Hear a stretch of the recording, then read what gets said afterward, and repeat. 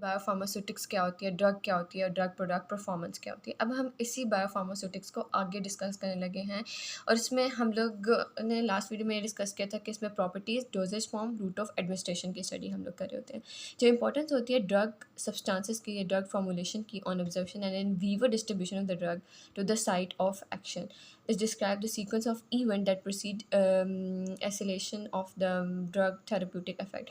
तो बेसिकली इसमें ये होता है कि जो हमारे पास ड्रग प्रोडक्ट है या ड्रग प्रोडक्ट की परफॉर्मेंस है वो हमारे पास बहुत सी चीज़ों के ऊपर डिपेंड कर रही होती है और हमें उसको पढ़ना इज़ समथिंग कि बहुत ज़्यादा ज़रूरी होता है। And what ever is the case, हमें पता है कि वो क्यों ज़रूरी होता है। अगर आपकी ड्रग एब्जॉर्ब ही नहीं होगी तो बाकी सारे प्रोसेस तो डेफिनेटली हो ही नहीं सकते ना।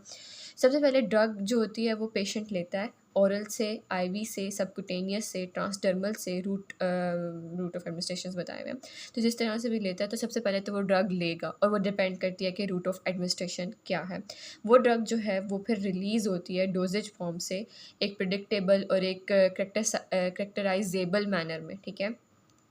तो सबसे पहले उसने ड्रग ली, अब वो ड्रग क्या होगी, रिलीज़ होगी, ठीक है। सबसे पहले ड्रग जो है चलें हम लोग कहते हैं कि टेकन ले ली उसने, दूसरा फिर वो क्या होगी, रिलीज़ होगी फ्रॉम द, ठीक है। कुछ जो फ्रैक्शन होती है ना ड्रग की वो साइट ऑफ एडमिनिस्ट्रेशन से, देखो अब वो एब्जॉर्ब हो रही है, मैं पता है 2 तरीके से इफेक्ट आता है। एक लोकल आता है जो उसी जगह आएगा, दूसरा हमारे पास क्या आता है कि एक लोकल आता है और दूसरा हमारे पास क्या आता है कि सिस्टेमिक आता है। सिस्टेमिक में ये होता है कि वो ब्लड में जाके पहले एब्जॉर्ब होगी और एब्जॉर्ब होने के बाद फिर अपना इफेक्ट देगी। तो दीज आर 2 डिफरेंट थिंग। या तो लोकल इफेक्ट चाहिए, फिर आप अपने ड्रग प्रोडक्ट को डिज़ाइन भी ऐसे करते हो, या तो आपको लोकली चाहिए वहीं पे इफेक्ट शो करे, दूसरा फिर आपने करना है कि नहीं मुझे नहीं चाहिए लोकल इफेक्ट, मुझे चाहिए सिस्टेमिक इफेक्ट, और सिस्टेमिक में फिर जाके वो अपनी टारगेट साइड पे जाए।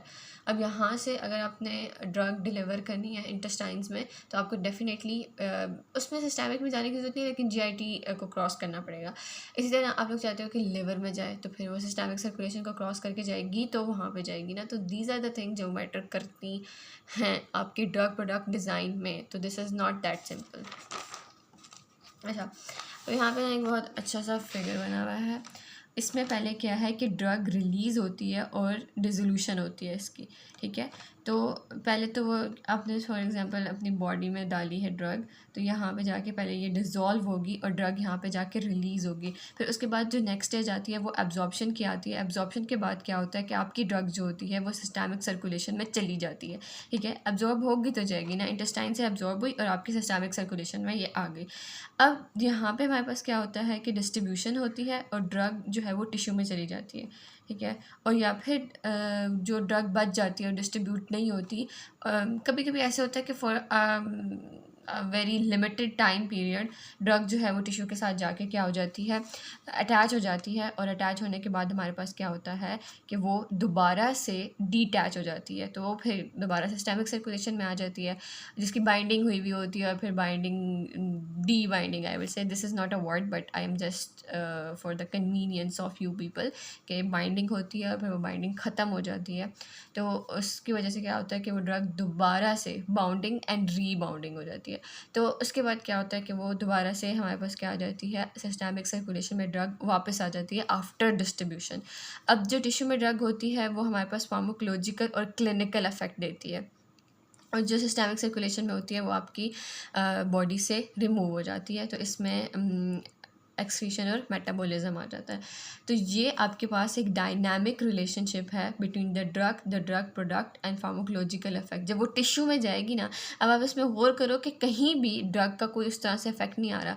जो ड्रग का इफेक्ट आ रहा है वो टिश्यूज़ में आ रहा है, और टिश्यू में कैसे आ रहा है, टिश्यू में ड्रग जाती है तो फिर फार्माकोलॉजिकल और क्लिनिकल इफेक्ट आता है, अदरवाइज नहीं आता।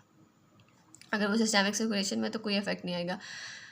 अगर वो आपके पास किस में है, अभी एब्जॉर्ब नहीं हुई तो कोई इफेक्ट नहीं आएगा। तो दीज आर द थिंग कि उसके इफेक्ट के लिए देर ज़रूरी, this is something very important कि वो अपने टारगेट साइट तक पहुँच जाए।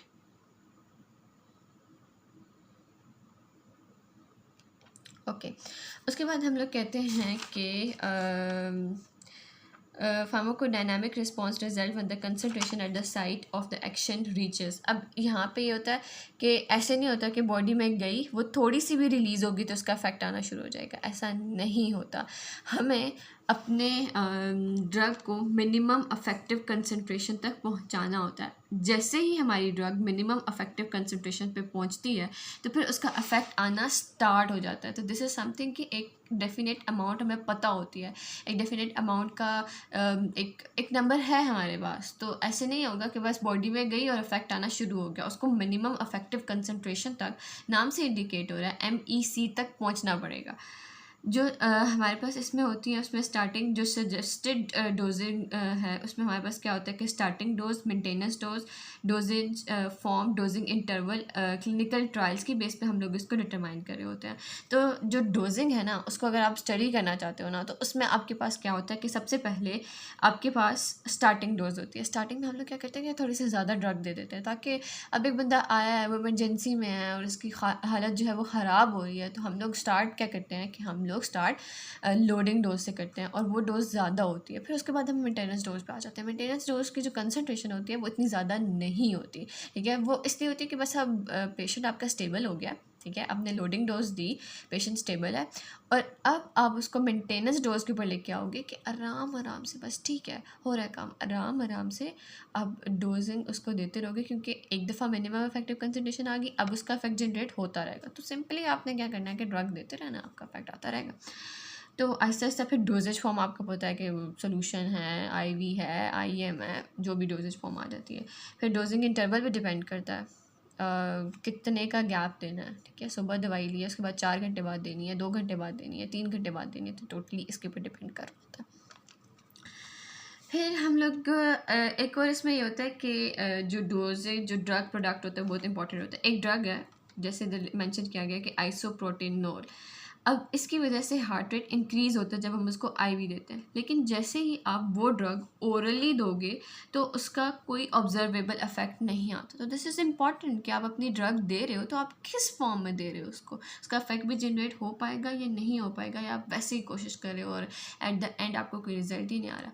अब ड्रग वही है, सिर्फ रूट ऑफ एडमिनिस्ट्रेशन चेंज किया है, और रूट ऑफ एडमिनिस्ट्रेशन चेंज करने से आप देख रहे हो कि आपके पास जो इफेक्ट है वो भी चेंज हो रहा है। अच्छा, उसके बाद हम लोग कहते हैं सेम रूट से दे रहे हो, सेम ड्रग है, सेम रूट से दे रहे हो, लेकिन आपके जो ड्रग प्रोडक्ट है उसके ऊपर बहुत ज़्यादा जो है वो डिपेंड कर रहा होता है। तो इस वीडियो में हमने ये देखा कि कैसे एक डायनामिक रिलेशनशिप डेवलप होता है एक ड्रग का, एक ड्रग प्रोडक्ट का, और एक उससे कैसे फार्माकोलॉजिकल इफेक्ट जनरेट होता है। हमने ये भी स्टडी किया कि एक ही ड्रग है और उसको हम दे रहे हैं डिफरेंट रूट से, तो हमारे पास उसके इफेक्ट में बहुत ज़्यादा चेंज नज़र आ रहा है हमें।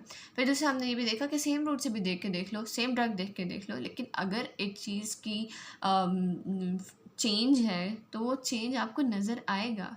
इतनी डिटेल स्टडी आपको इसीलिए होती है ताकि जो है आप अपने प्रोडक्ट को 110%, जस्ट फॉर एग्ज़ाम्पल, अपने प्रोडक्ट को ज़्यादा अच्छा बना सको, इसलिए दैट्स इट।